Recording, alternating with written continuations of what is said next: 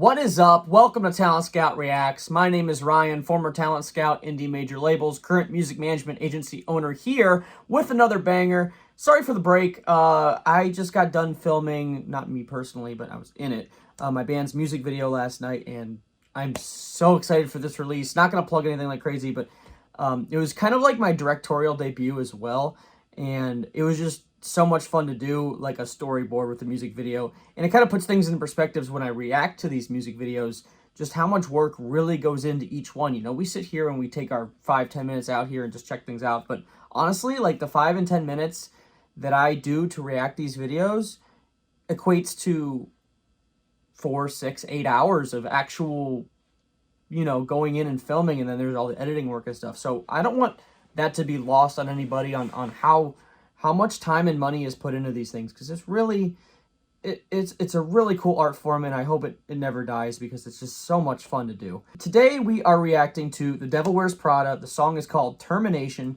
No, not the movie. Okay, so I'm screwing it up. The band Devil Wears Prada, they're actually from my home state in Ohio. I don't really have a whole lot of history with them. Growing up, I wasn't super into their style of music. And then I was fortunate enough to get some all-access passes for a festival that they were performing at, and I got to watch them backstage, and then I kind of became entranced with their music, and I really enjoyed kind of the aspect of, it's just more of like an avant-garde version of metalcore, I guess you would say. Now, I know they have a period of time that they got a little bit more, not necessarily poppy, but a little bit more commercial, and from what I've heard about this track is they're going back to heavy, which I love. So I'm not going to bore you with any more details, so without further ado, let's check out The Devil Wears Prada, Termination.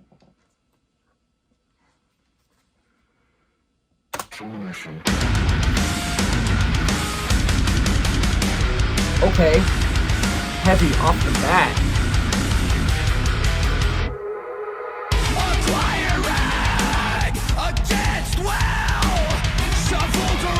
That phaser effect on the guitar is a nice little touch.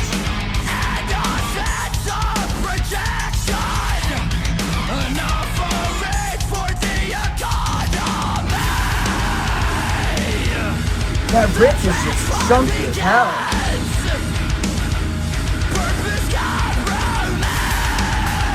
I love offset riffs, man.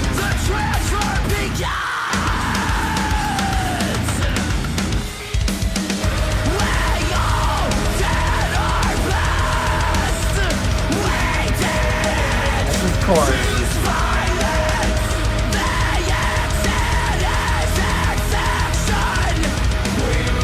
The scream has a lot of emotion in it.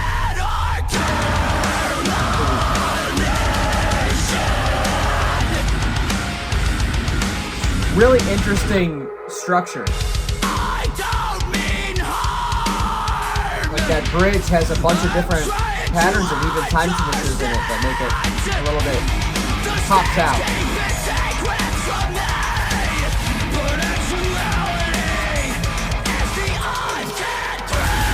I almost get a little Danny Warstop there. Old school.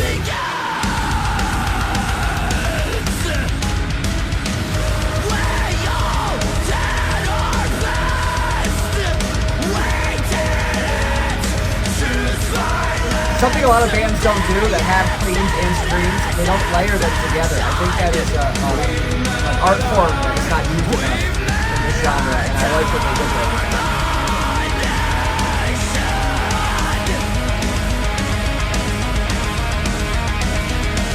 Loving the synth in the background, some of the arpeggios.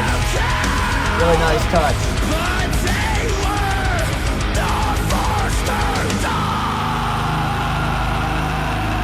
Vocals are really raw and pushed in the front of the mix. It's very interesting. Where are we going?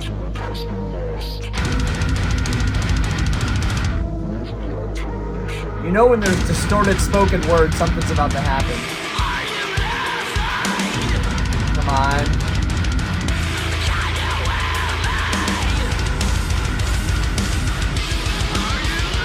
Is this a build, or is this, did they just go into it? I'm not sure. There it is.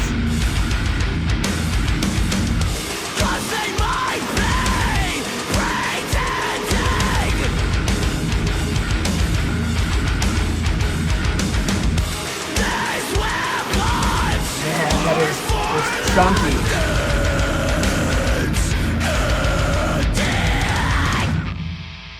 Shit, son. Wow. That's all I can say. Okay, so the way the song, some things that stick out to me. Number one is his vocals are so pushed forward in the mix, and I think that was done on purpose, where it's harder to hide any sort of, and I'm not going to call them flaws, but what could be perceived as flaws in the unclean screams. But I think it adds to the character of the song, because you can hear where he's going back and forth between this real angsty.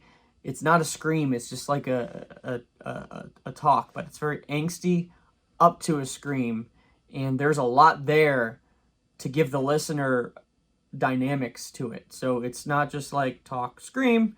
It flows into it and out of it, and it really makes you feel his emotion more. And I understand that a lot of heavy music, especially modern heavy music, everything is so refined. And not that this song wasn't refined. I think the production was excellent. But when the vocals, it almost, and it wasn't, obviously we all understand this, but it felt like it was a one-take vocal, which is really cool because you could tell in so many songs, many a times they overlap. So you know for sure, like, okay, this was this many takes, more and more.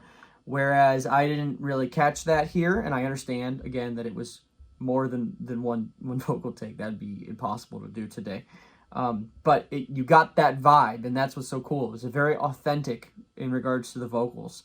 The structure of the song was what else I came out of it as a little bit shocking. So they definitely mess with different time signatures.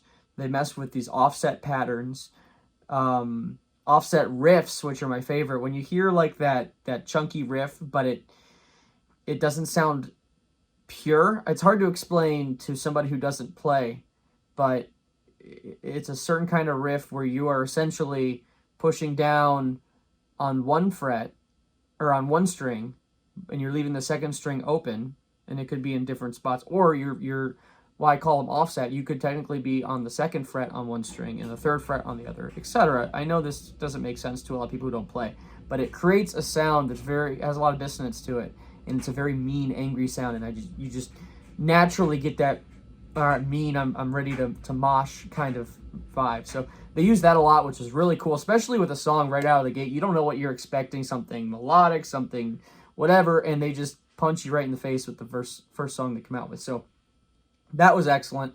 And the breakdown caught me by surprise because of how it was structured. Again, that build was a very long build, and I wasn't sure at one point, because it was so long, was the build the breakdown? Like I wasn't sure until they had that call out there, and I was like, okay, here we go. And I love when bands end songs with breakdowns, specifically because when you do it live, that creates such a atmosphere that when the song is over, people are just overwhelmed with joy and with energy from what you just did. Even if the rest of the song was sort of so-so, which this one was nice all the way through. But when you end the song with a breakdown, especially when it is transposed into a live music format, it really hits harder than any kind of outro in a different setting. So I really enjoyed this track. I can't wait to see what else Devil Wears Prada brings to the table, especially because I haven't really paid too much attention to what they've done since their first Zombie EP, which was fantastic.